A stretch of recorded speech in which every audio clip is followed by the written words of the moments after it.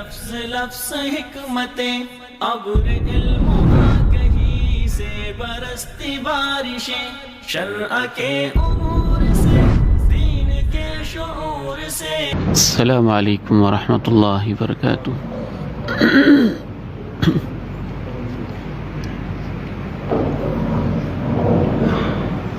السلام علیکم ورحمۃ اللہ وبرکاتہ.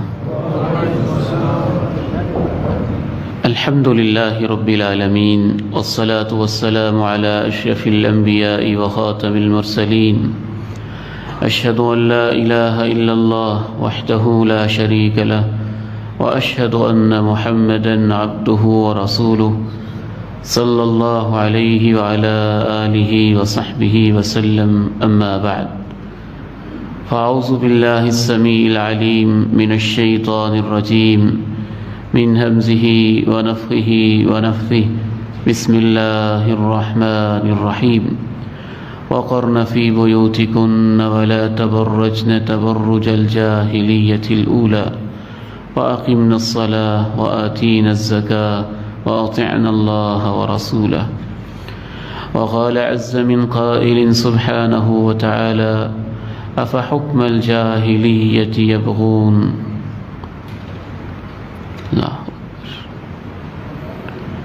میرے قابل قدر بھائیوں، بزرگوں، عزیزوں اور پیارے بیٹوں،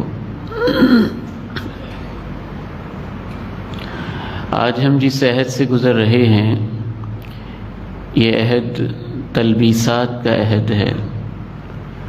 باتوں کو کہنا کچھ، مقصد کچھ اور، نام کچھ اور رکھنا، مقاصد کچھ اور رکھنا، لیبل کچھ اور لگانا، اندر کچھ اور ہونا. جس طرح سے یہ چیز مادی چیزوں کے اندر موجود ہے، یہ دھوکہ مادی چیزوں کے اندر موجود ہے، اس سے کہیں زیادہ یہ دھوکہ فکری چیزوں میں موجود ہے. اس کی سب سے پہلی بنیاد شیطان نے رکھی تھی. اس نے یہ پالیسی اپنائی تھی اور اسی سے پھر آگے بہت سارے کفار اور شیاطین انس نے یہ تعلیم حاصل کی. انسانوں کو گناہ کروانے کے لیے اس گناہ کا نام بدل دیا جائے. دیکھیے، اللہ رب العزت نے حضرت آدم علیہ السلام سے کہا تھا وَلَا تَقْرَبَا هَٰذِهِ الشَّجَرَةَ کہ تم نے اس درخت کے قریب نہیں جانا. تو وہ درخت شجرہ ممنوع تھا، فاربیڈن، ممنوع، روکا ہوا کہ بس اس سے کچھ نہیں لینا. شیطان نے کیا کیا؟ اس درخت کا نام بدل دیا، قسم اٹھائی اور جناب آدم علیہ السلام اور ماں جی حوا سے کہا کیا میں تمہیں ایک ایسے درخت کے بارے میں بتاؤں، شجرۃ الخلد، وہ ایسا درخت ہے کہ جو اس کو چکھ لیتا ہے، کھا لیتا ہے، وہ ہمیشہ رہتا ہے اور اس کی بادشاہت کبھی ختم نہیں ہوتی ہے. تو نام کو بدل دینا شیطان کی سب سے پہلی پالیسی بھی ہے، اور نام بدل کے اس کو اٹریکٹیو کر دینا، پرکشش کر دینا، ایسا نام رکھنا کہ لوگ اس کے اندر اٹریکشن محسوس کریں، کشش محسوس کریں. یہ شیطان کی ایسی پالیسی ہے کہ اللہ کے پیارے نبی علیہ السلام نے ارشاد فرمایا میری امت کے آخری دور میں بھی لوگ یہ کام کریں گے. سیأتی علی الناس زمان، لوگوں پہ ایک ایسا وقت آئے گا یشربون الخمر، وہ شراب پئیں گے، یسمونہا بغیر اسمہا، لیکن اس کا نام بدل ڈالیں گے. اس طرح کا ایک عظیم دھوکہ جو آج انسانیت کے ساتھ ہو رہا ہے، میں اس کی نقاب کشائی کرنا چاہتا ہوں. وہ ہے جدیدیت، ماڈرنزم. بلکہ ماڈرنزم سے تو لوگ اب گزر کے پوسٹ ماڈرنزم کی طرف سفر شروع کر چکے ہیں، جدیدیت سے بعد جدیدیت کی طرف سفر کر رہے ہیں۔ نیا دور ہے، نیا ماحول ہے، نیا چلن ہے، نیا کلچر ہے، نئی ثقافت ہے، نئی تہذیب ہے، نیا تمدن ہے، نئے علوم ہیں، نئی سائنسز ہے۔ ہم جدید دور میں رہتے ہیں تو کچھ جدیدیت ہونی چاہیے۔ بہت ساری چیزیں ٹیکنالوجی کے حساب سے جدید ہیں بھی، لیکن میں ٹیکنالوجی کی بات نہیں کر رہا، میں فکر کی بات کر رہا ہوں، نظریے کی بات کر رہا ہوں، اخلاق کی بات کر رہا ہوں، ایمان کی بات کر رہا ہوں، عقیدے کی بات کر رہا ہوں کہ اس حساب سے نئے دور نے آپ کو کیا دیا ہے۔ اس نئے دور کی ایک جو جدت سمجھی جاتی ہے وہ یہ ہے کہ یہ پردہ کرنا، گھر میں ٹک کے رہنا، گھر کے کام کرنا، یہ پرانے دور کا چلن ہوتا تھا۔ اب تو نیا دور ہے، اور اس ماڈرن دور کے اندر عورت کے سر پہ دوپٹہ نہیں ہونا چاہیے، اس کا لباس اتنا زیادہ شرم و حیا کا پیکر اور اس انداز کا نہیں ہونا چاہیے۔ اس طرح سے تو بچیوں میں کانفیڈنس نہیں آئے گا، اعتماد نہیں آئے گا۔ آپ کو قرآن و سنت کے دلائل سے میں یہ سمجھانا چاہتا ہوں کہ جس کو جدیدیت کہا جا رہا ہے، یہ جدیدیت نہیں ہے، یہ پرانے دور کی سوچیں ہیں، اور یہ وہ سوچیں ہیں جن کو اللہ کے پیغمبر نے آ کے اپنے پاؤں کے تلے روندا۔ دور جاہلیت کے اندر ایسی سوچیں ہوتی تھیں، پیغمبر نے ان کو فیس کیا، ان چیلنجز کا سامنا کیا۔ وہ سارے کے سارے فیشن جو اس دور کے اندر جدید سمجھے جاتے تھے اور جو آج جدید سمجھے جاتے ہیں، یہ جدید نہیں ہیں۔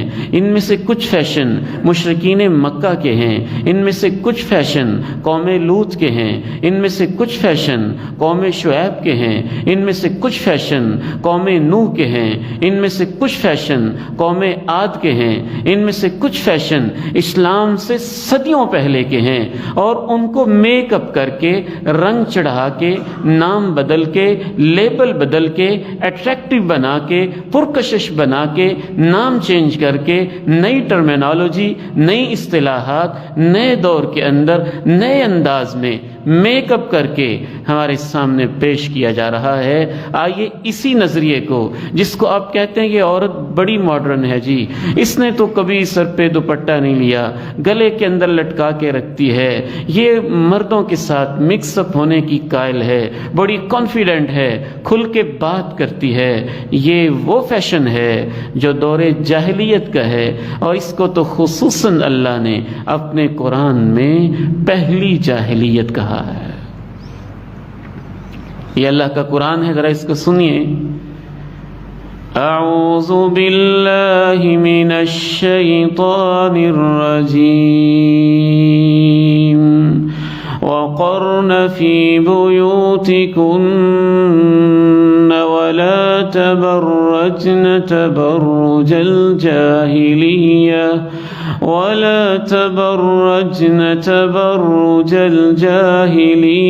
الأولى وأقمنا الصلاة وآتينا الزكاة وأطعنا الله ورسوله۔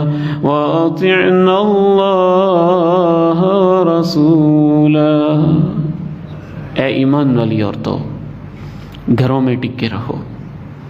ولا تبرجنا، بناؤ سنگھار کر کے، فیشن میک اپ کر کے، زیب و زینت کر کے، تبرج الجاہلیت الاولی، یہ الفاظ یاد کر لیجئے گا، پہلے دور کی جاہلیت کی طرح اپنا حسن نمایاں نہ کرتی پھرو۔ وَأَقِمْنَا الصَّلَاةَ، نماز قائم کرو، وَآتِينَا الزَّكَاةَ، زکوٰۃ ادا کرتی رہو، وَأَطِعْنَا اللَّهَ وَرَسُولَهُ، اللہ اور اس کے رسول کی اطاعت کرو۔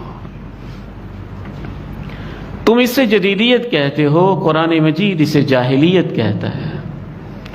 وہ رسمیں جن کا نام لے کے تم ہمیں مروب کرنا چاہتے ہو، یاد رکھیے یہ وہ رسمیں ہیں جو آج سے 1450 سال پہلے ہمارے پیغمبر نے اپنے پاؤں تلے روند کے کہا تھا، خبردار میری امت کے لوگوں سن لو، جاہلیت کی ساری رسمیں آج اس میدان میں دفن کر رہا ہوں۔ خطبہ حجۃ الوداع میں آپ نے کہا، تم اس کو نئے انداز میں ہمارے سامنے پیش کر کے، نئے نام دے کے ہماری بچیوں کو ورغلانا چاہتے ہو۔ صرف یہی نہیں بلکہ سابقہ ادوار کے اندر تو لوگوں نے عورت ذات کے حوالے سے اس حد تک نظریات کو گرا دیا تھا، اس حد تک گرا دیا تھا۔ اٹھائیے ذرا تاریخ طبری، امام طبری رحمہ اللہ رحمتاً واسعہ اپنی اس عظیم تاریخ الامم والملوک کے اندر لکھتے ہیں، اللہ کے پیغمبر کی آمد سے ٹھیک 50 سال پہلے کے لوگ اس قدر آپ کے لفظوں کے مطابق ایڈوانس تھے، آپ کی تعبیر کے مطابق اتنے ماڈرن تھے، آپ کی اصطلاح کے مطابق اتنے روشن خیال تھے، آپ کے نظریات کے مطابق اس قدر ترقی یافتہ تھے کہ اس وقت کے بادشاہ بہرام چوبی نے اپنی بہن کے ساتھ نکاح کیا ہوا تھا اور یزدگرد دوم نے اپنی بیٹی کے ساتھ شادی رچائی ہوئی تھی۔ بلکہ ایران کے اندر ایک باقاعدہ فلسفی تھی اور اس فلسفر نے یہ تصور پیش کیا تھا، یار تم لوگوں کو کس طرف لے کے جا رہے ہو۔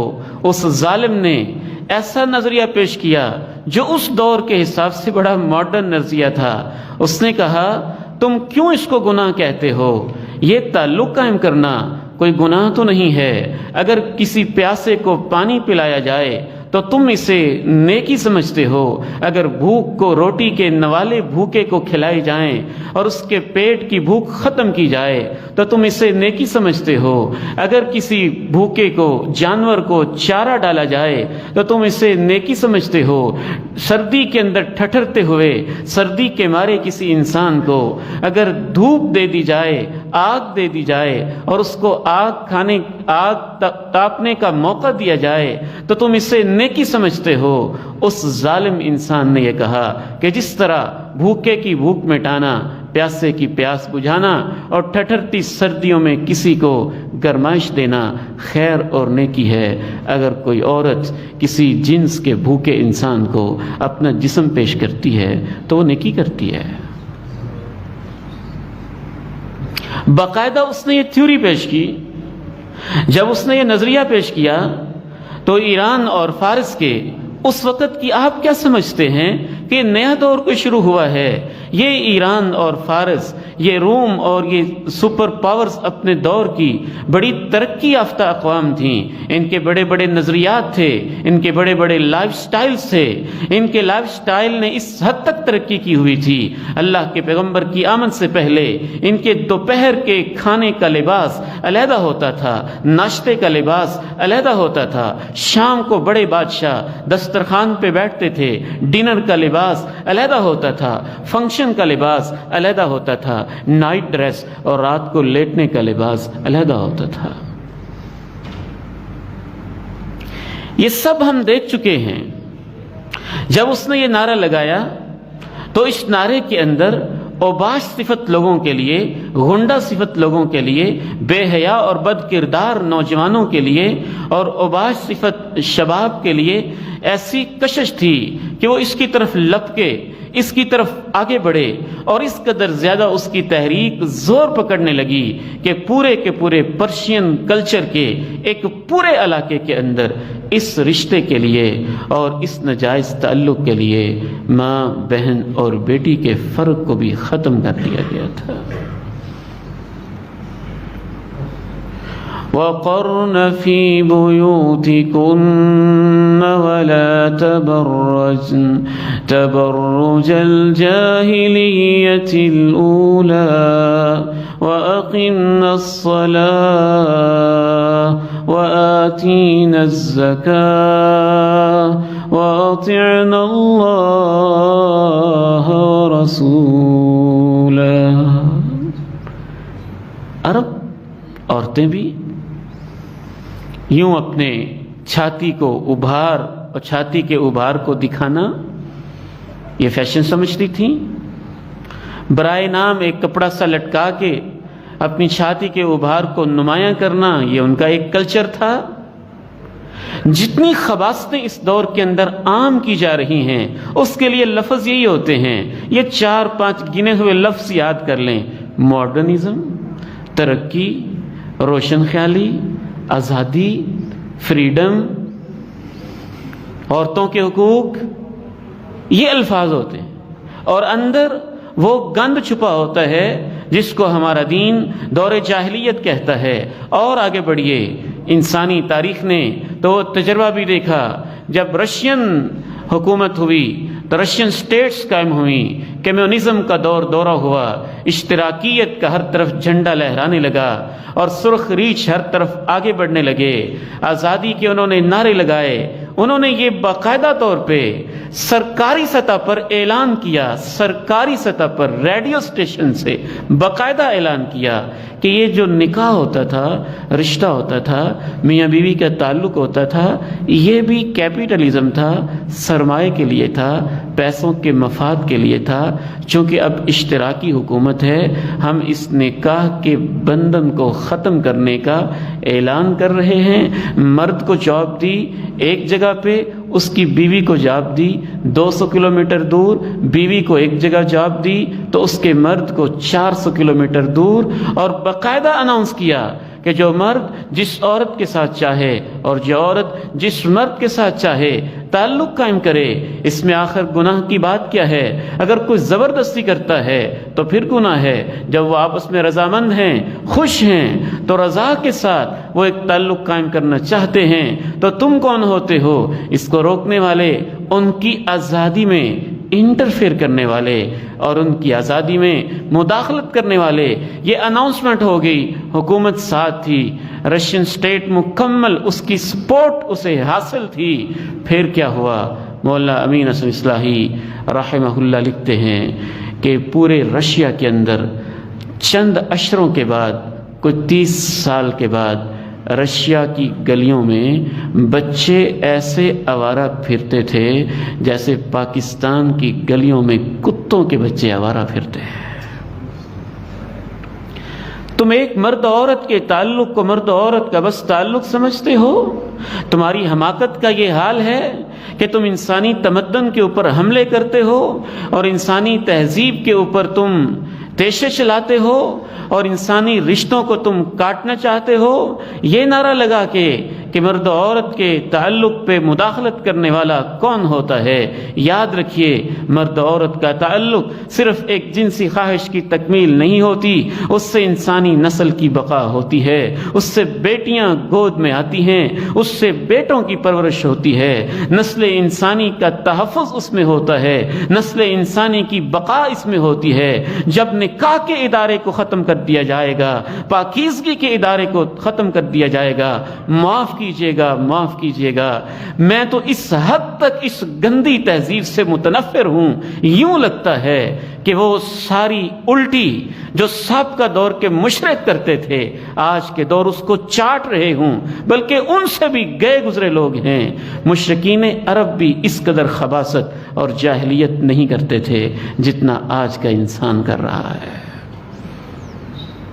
عرب کی تاریخ پڑھیں، 10-12 قسم کے نکاح ہوتے تھے، اور میں سمجھتا ہوں کہ ان کے 10-12 قسم کے نکاح آج کے دور کی فحاشی سے بہتر ہوتے تھے۔ ایک عورت کو اعلیٰ نسل چاہیے تو اس کا خاوند اجازت دیتا تھا کہ تم 2-4 راتیں کسی فلاں وڈیرے کے پاس گزار آؤ، بچہ ہمارا ہوگا، اس کی نسل میں سے ہوگا، بڑا ذہین ہوگا، ہمیں ایک بچہ مل جائے گا۔ ان کو پتہ تو ہوتا تھا نا بچہ کس کا ہے۔ یہ باقاعدہ ان کے ہاں ایک نکاح کی شکل ہوتی تھی۔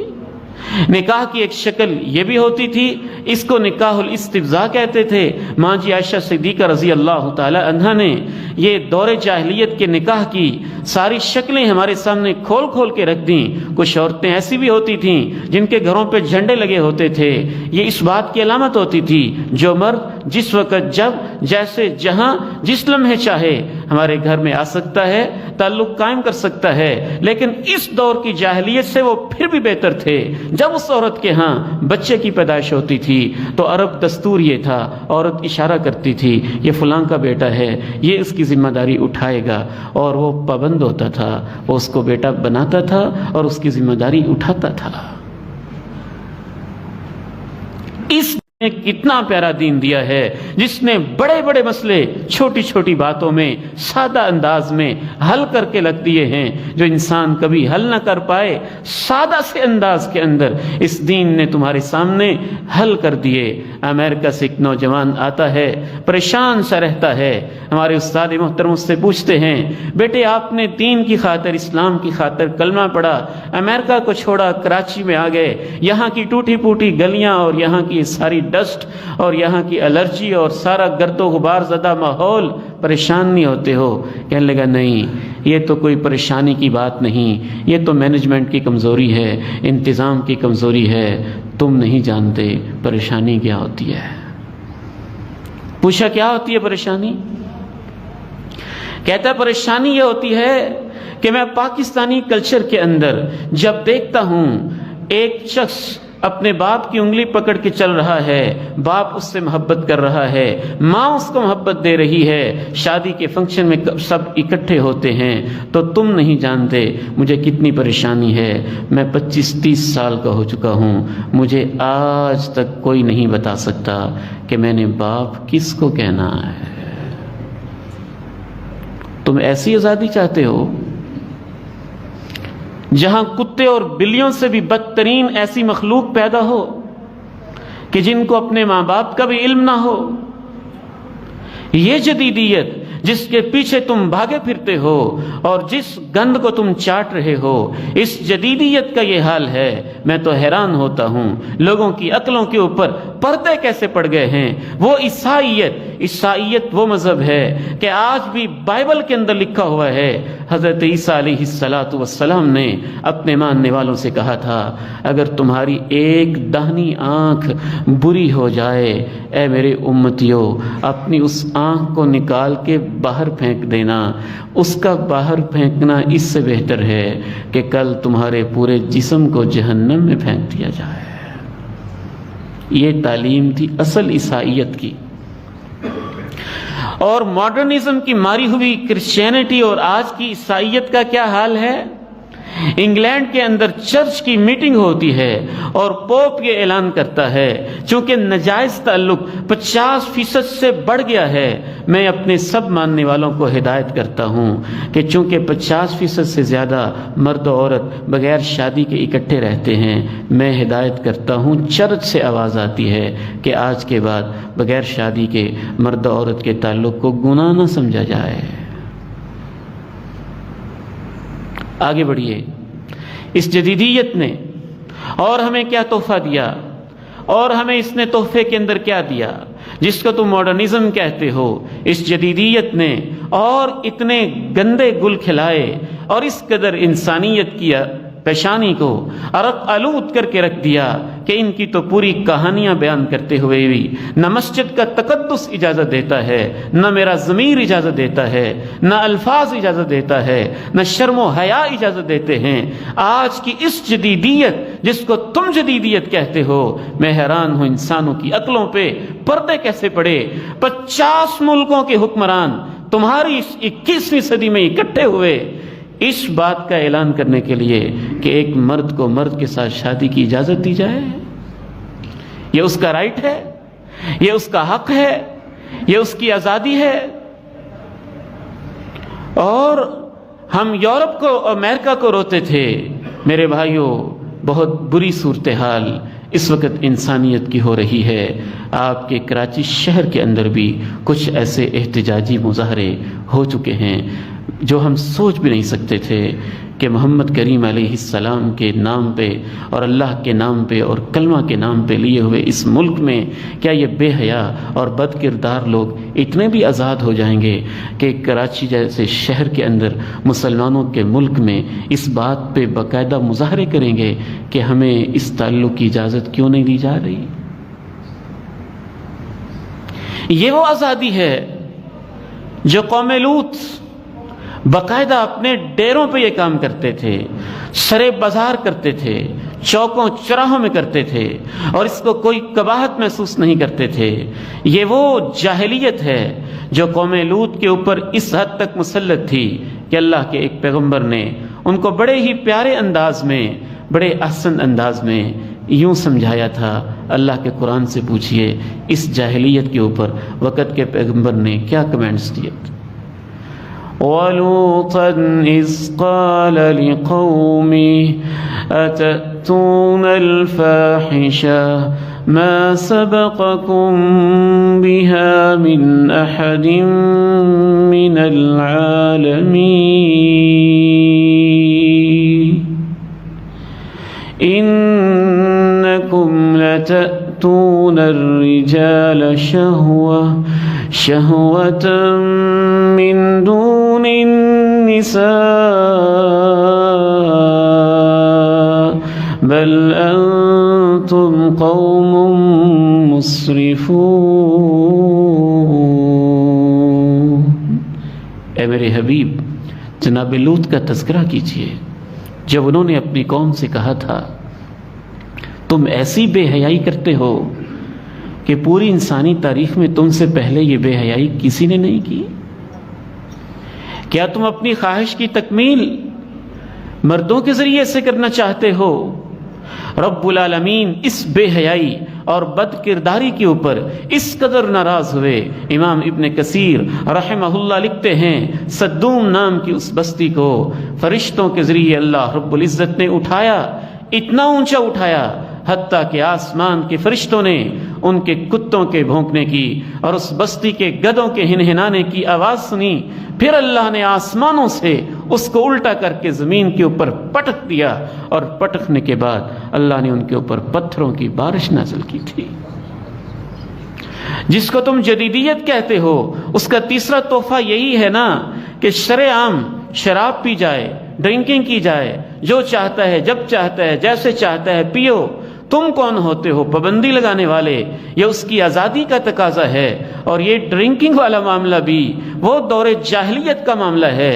میں سمجھتا ہوں دور جاہلیت کے جاہل لوگ اللہ کے پیغمبر کی آمد سے پہلے جو نشے کرتے تھے وہ آج کے دور کے ڈرنکنگ کرنے والے لوگوں سے کچھ بہتر ہوتے تھے۔ کیسے؟ کہ جب وہ لوگ نشہ کرتے تھے تو نشے کے اندر مست ہو کے جس ڈیرے کے اوپر نشہ ہو رہا ہوتا تھا، باقاعدہ ڈیرے بنے ہوتے تھے، اور جو وڈیرا ہوتا وہ نشے کے دور چلاتا، اور 2-4 وڈیرے جمع ہو کے جب وہاں شراب پیتے تو نشے کے اندر دھت ہو کے ایک وڈیرا کہتا اچھا جی میں نے اتنے اونٹ غریبوں کو دے دیے، دوسرا کہتا میں نے اتنی بکریاں اونٹوں کو دے دیں، میں نے اتنی بکریاں غریبوں کو دے دیں، اور تیسرا کہتا میں نے اتنی بھیڑیں فلاں فلاں غریب کو دے دیں۔ وہ نشے کے اندر بھی سخاوت کے مقابلے کرتے تھے، اور اسی وجہ سے اللہ تعالیٰ نے جب شراب کا تذکرہ کیا تو کہا یسألونک عن الخمر والمیسر، یہ آپ سے شراب اور جوئے کے بارے میں پوچھتے ہیں، قل فیہما اسم کبیر، کہہ دیجئے ان میں بڑا گناہ ہے، ومنافع للناس، لوگوں کے لیے کچھ فائدے بھی ہیں، واسمہما اکبر من نفعہما، لیکن ان کا گناہ ان کے فائدے سے کہیں بڑھ کر ہے۔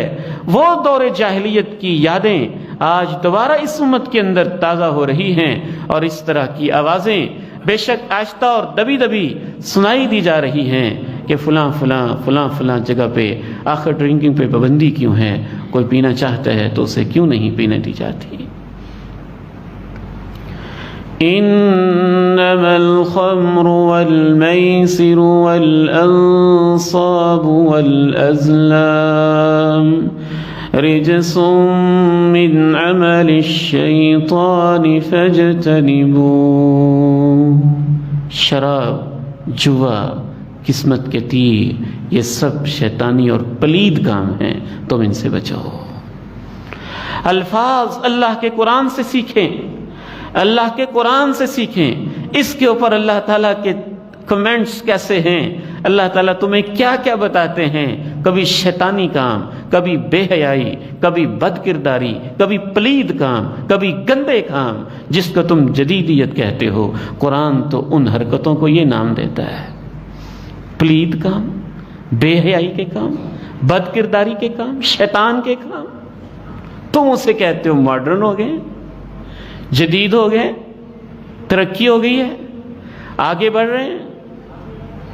آخری ایک تو باتیں عرض کر کے میں اپنی گفتگو کو سمیٹتا ہوں، جس کو تم جدیدیت سمجھتے ہو، اس جدیدیت نے اور تمہیں کیا تحفہ دیا ہے؟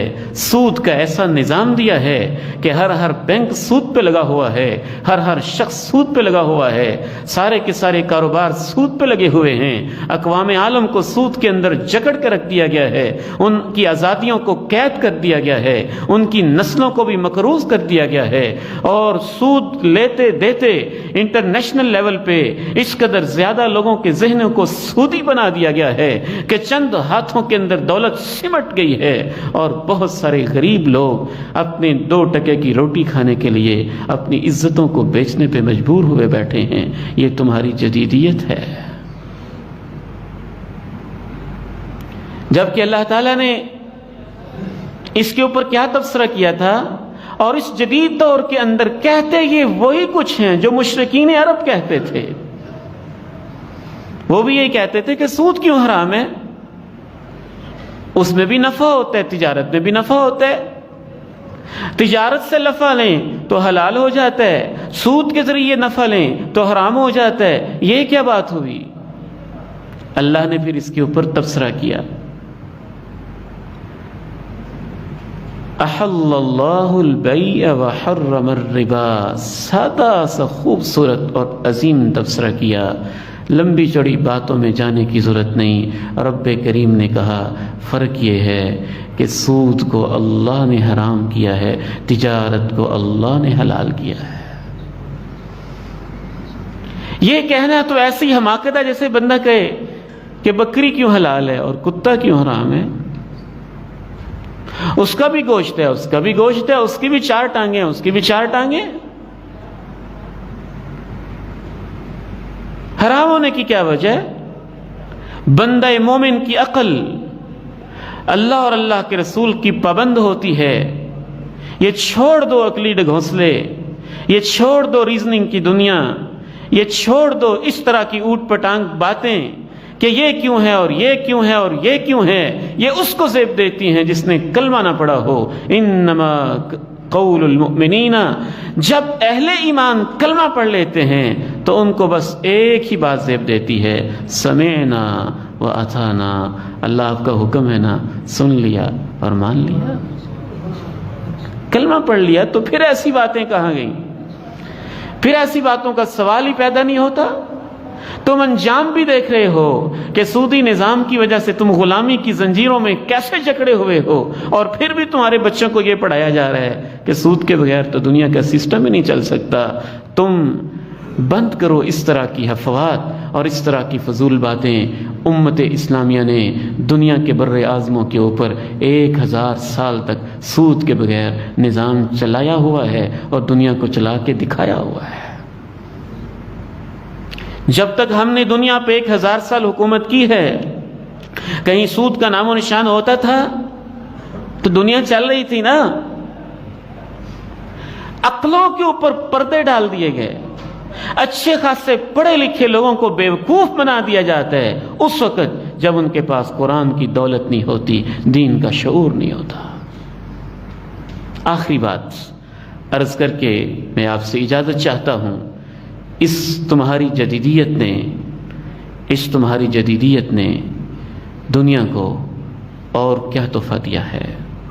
ایسے ایسے تحفے دیے ہیں، ایسی ایسی ٹینشنیں دی ہیں، ایسی ایسی ڈپریشن دی ہے، ایسی ایسی پریشانیاں دی ہیں کہ انسان بیچارہ چاہتا تو تھا کہ میرے لیے آسانیاں پیدا ہو جائیں اور وہ ترقی کرتا گیا، لیکن میری فیلنگز یہ ہیں کہ آج کا انسان ہواؤں میں اڑ کر بھی، آج کا انسان سمندروں میں تیر کر بھی، آج کا انسان میلوں پار بر اعظموں کے فاصلے سمیٹ کے اور ایک موبائل پہ باتیں کر کے بھی اس بد نصیب انسان کو وہ سکون نہیں ملا ہے جو اس انسان کو ملتا تھا جو مرچوں کے ساتھ روٹی کھا کے کچے مکان میں گزارا کرتا تھا. کیونکہ انسانیت سے رب کا تعلق چھین لیا گیا، جس سے سکون ملنا تھا. رب کے ساتھ تعلق کاٹ دیا گیا اور انسان بالکل ایسے ہو گئے جیسے اس مائک کا بجلی سے کنیکشن کاٹ دیا جائے اور اس پنکھے کا بجلی سے تعلق منقطع کر دیا جائے اور آپ کی مسجد کی پوری بجلی کا گریڈ اسٹیشن سے تعلق قائم کر دیا جائے تو یہ نکارہ اور کسی کام کا نہیں ہے. وہ انسان کس کام کا ہے جس کو اپنے رب کی اور اپنے رسول کی پہچان نہ ہو. انسانوں سے رب بھی چھینا گیا، رسول بھی چھینا گیا، ماں بھی چھین لی گئی، باپ بھی چھین لیا گیا، اخلاقی قدریں چھین لی گئیں، بڑوں کا احترام چھین لیا گیا، مورل ویلیوز چھین لی گئیں، تہذیب چھین لی گئی، آداب چھین لیے گئے اور اس کو آزادی اور کانفیڈنس اور اعتماد اور جرت اور دلیل اور آرگومنٹیشن اور پتہ نہیں کیا کیا فضول نام دے دیے گئے. یہ جدیدیت نہیں ہے جس میں تم جی رہے ہو، یہ جاہلیت ہے. یہ جدیدیت نہیں ہے، یہ وہ جاہلیت ہے جو تمہارے پیغمبر نے آج سے 14 صدیاں 14.5 صدیاں قبل اپنے پاؤں کے نیچے روند کے خطبہ حجۃ الوداع میں کہا تھا. جاہلیت کی ساری رسمیں سن لو، میں آج دفن کر رہا ہوں. اليوم أكملت لكم دينكم وأتممت عليكم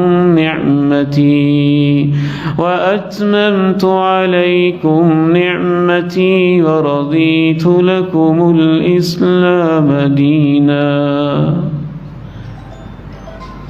یہ ایف سی پی ایس اور ایم بی بی ایس اور بڑی بڑی ڈگریز کا حامل نوجوان جو اپنی ماں کے سامنے تر بولتا ہے اور باپ کی آنکھوں میں آنکھیں ڈال کے بات کرتا ہے، میرے نزدیک وہ جاہل ہے. اور 2 من کی بوری اٹھانے والا وہ مزدور جو ماں باپ کے سامنے آنکھوں کو جھکا دیتا ہے، وہ اچھا پڑھا لکھا مسلمان ہے، وہ تہذیب یافتہ اور مؤدب مسلمان. اليوم أكملت لكم دينكم وأتممت عليكم نعمتي ورضيت لكم الإسلام دينا. اور میرے بیٹو، تم سو گئے ہو، دنیا کو آج تمہاری ضرورت تھی. تم دوسروں کے مقلد بن گئے، تم نے تو دنیا کو اس جنجال سے نکالنا تھا. دنیا اندھیروں میں ڈوبی ہے، روشنی تم نے دینی تھی، تم خود اندھیروں میں ٹامک ٹوئیاں مارنے لگے.